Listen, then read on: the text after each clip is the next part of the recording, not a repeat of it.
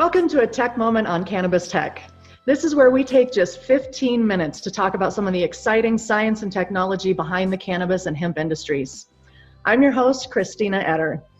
Today I'm speaking with Julie Lerner, who is the CEO and founder of PanXchange. Welcome to the show, Julie. Thanks, Christina. Thanks so much for having me on. Absolutely. So let's start real quick by having you tell us a little bit about what PanXchange is, the commodities, and how hemp is fitting into this market. So at PanXchange, we're all about market structure for the natural resources that feed and fuel the world.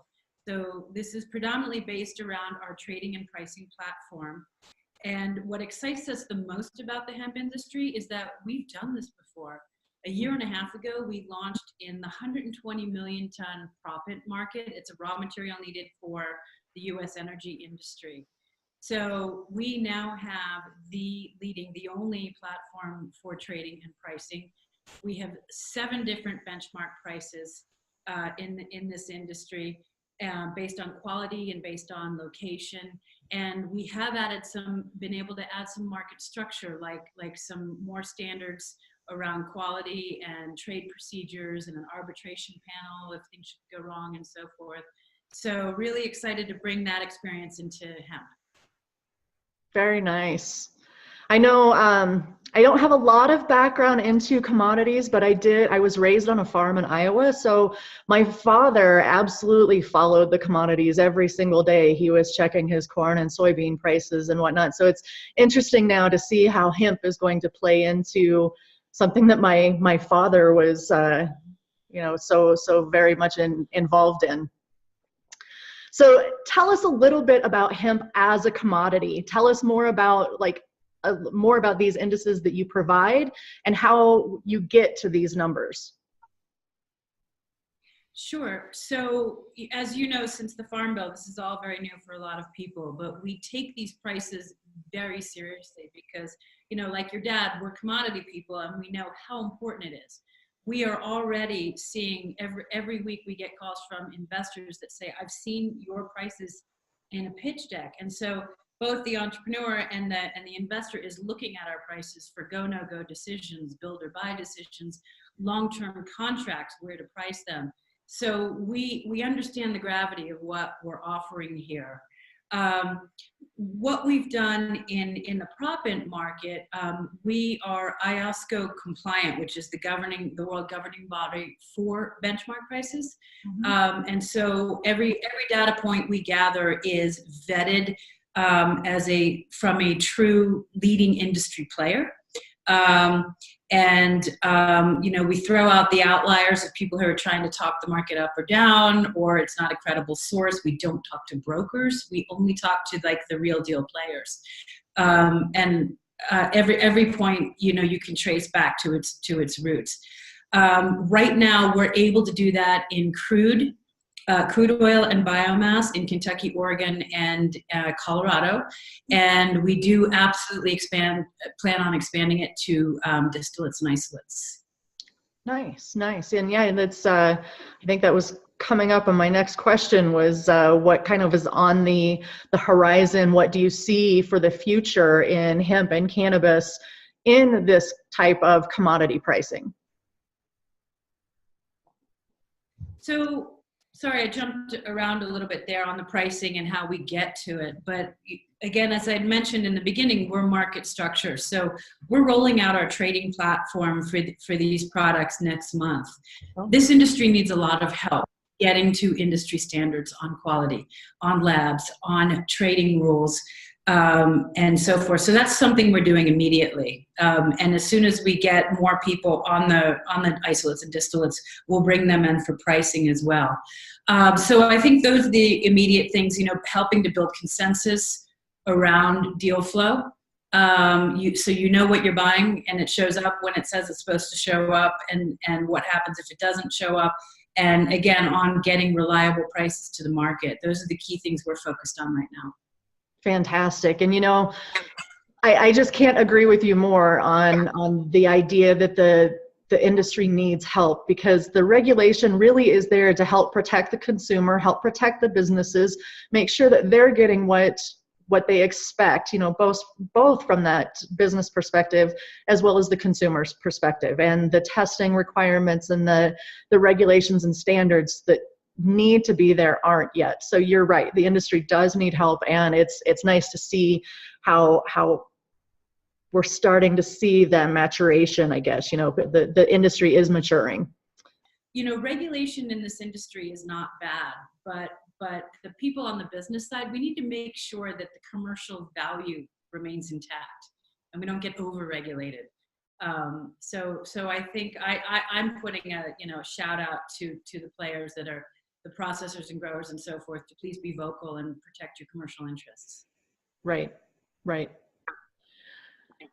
So real quick, let's touch base a little bit on the technology behind PanXchange. Now you mentioned that you talk to various people, but I'm assuming that there's also some technology there that kind of helps you pull all this data together. Absolutely. So we're the only price reporting vehicle that can do this online. And also our trading platform, and in the long term when we go live, that's where the most of our values will come from. Less from where do you think the price is, more to bids, offers, and trades on the trading platform. All of that was built in-house. It's protected by 2 patents. All going well, we'll have 3 more that are pending right now. And I probably should back up and say this is the only system that's designed by a trader for the trade. Meaning, I used to trade sugar worldwide, pretty gnarly commodity to trade. And I designed this thing that what I needed. And the functionality really resonates. It's not a bulletin board. It's not a Craigslist. It's not an Alibaba. It's a full-on negotiation, and that's why it works for these people. There's also a silly rumor that I'm promoting blockchain. I am not. I think that's a lot of white noise for people right now. You don't need it. Just focus on what you're doing right now, and we're going to be fine. Thank you very much for clarifying that, because I know that was one of the things that we had mentioned prior to the interview as well. So, but you mentioned one thing there, and I thought, let's go off script here for just a quick second. You talked about your background before you came to PanXchange. Can you touch base on that a little bit? Tell us what led you down this path and bringing this kind of technology into the hemp industry. Sure.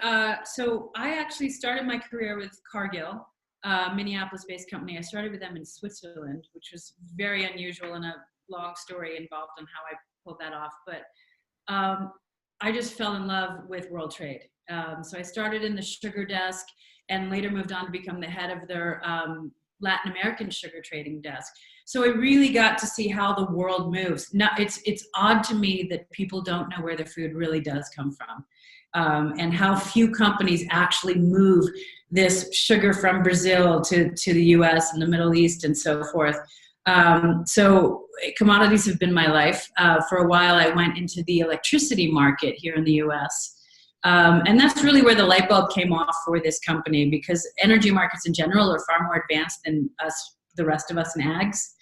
And, it's crazy today that farmers are in a combine with an iPad affixed to the combine window with prices in Chicago. But yet if they actually want to sell that crop, they have to get on the phone. And that's lunacy to me. When the technology is there, it's there. Why? Because we built it. So this market is ripe for online trading, and it needs to happen pretty soon. Yeah, I think that's brilliant. Like I kind of mentioned before the interview started, I used to work for Pioneer Hybrid, and that was part of our thing, was setting up those programs to put into the tractors, not necessarily so they could see the commodity prices, but so they could see different conditions in their field based on sensors that they had in the area. So it was interesting to me to see kind of all of that evolve, and now to see how the hemp industry and the cannabis industry is bringing all of this agricultural technology that I worked on a decade ago, bringing this together and really doing some fun stuff with it. So it's been a lot of fun to see the evolution of technology.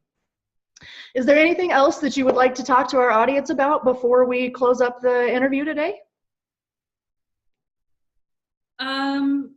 Just that we hope to grow as fast as everyone else is in the industry. as soon as we have reliable vetted clients in isolates and distillates, which I think will be by not our April report, but the next one, we're going to be launching those benchmark prices as well.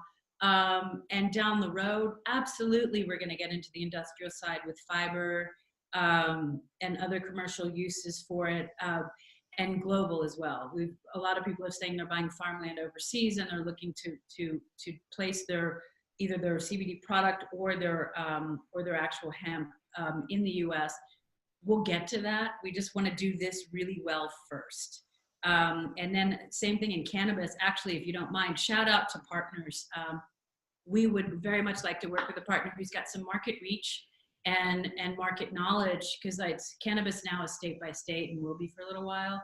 And we're very happy to work with a partner. You know, the more market structure we can bring to these markets, everybody wins. Fantastic.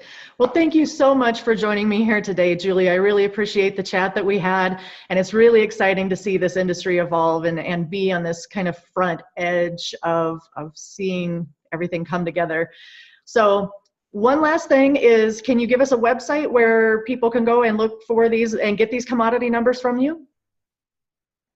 Absolutely. So we're PanXchange.com. So PanXchange.com.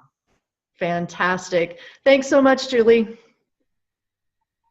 Thank you so much, Christina.